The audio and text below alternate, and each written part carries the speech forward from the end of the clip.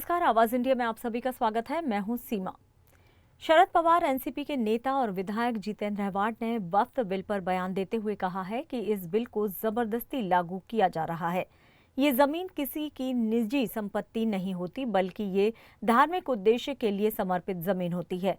मुस्लिम समाज अपने धर्म की रक्षा और धार्मिक कार्यों के लिए मस्जिद, मदरसे, कॉलेज, तालीम केंद्र, कब्रिस्तान आदि के निर्माण के लिए वक्फ जमीन का उपयोग करता है। आगे अहवाड ने यह भी कहा कि पहले के पूर्वज जो अमीर लोग हुआ करते थे, वे दान के रूप में अपनी जमीन वक्फ करते थे।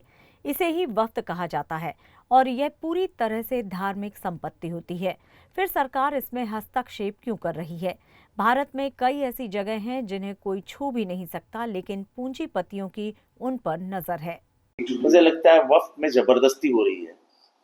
वक्फ जमीनें ये किसी की नहीं है। ये वक्फ जमीनें ना, ये वक्फ जमीनें जो आई हैं इसका इतिहास है कि ये जो मुस्लिम धर्मी है वो अपने धर्म की हिफाजत के लिए, अपने धर्म के जैसे मस्जिद बनानी है, मदरसा बनाना है, स्कूल बनाने हैं, कॉलेज बनाने हैं, तालीम के लिए और कुछ बनाना है, कई कब्रिस्तान बनाने हैं, तो उनके लिए जो जमीनें हैं वो वक्फ के माध्यम से आती है। तो वक्फ की जमीनों को उनके जो पूर्वज थे, बाप दादा थे, कई अमीर लोग हैं, आज भी जिंदा अमीर लोग हैं, उनकी जमीनें हैं, वो कभी कभी दे देते, दान दे देते हैं। उस दान को वो वक्फ कहते हैं और वो वक्फ वो उनका अधिकार है। सरकार को क्यों उसके पीछे लगना है मुझे नहीं समझ में आ रहा है। लेकिन भारत में कहीं ऐसी जगह है जो कोई नहीं ले सकता है क्योंकि वो वक्फ की जमीन है और उसके ऊपर पूंजीपतियों की नजर है। शायद किसी को मालूम नहीं है।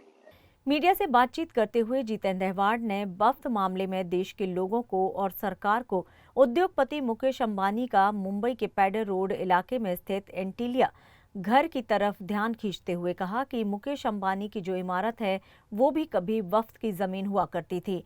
ये शर्मनाक है कि कुछ मुस्लिम प्रतिनिधियों ने खुद ही वक्फ की जमीन बेचने में मदद की, जबकि ये जमीन गरीबों, समुदाय और धर्म के लोगों के हित में उपयोग होनी चाहिए थी।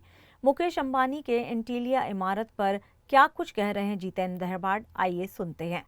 शायद किसी को मालूम नहीं है कि अंबानी का घर जिस जमीन पे है वो भी वक्फ की जमीन है।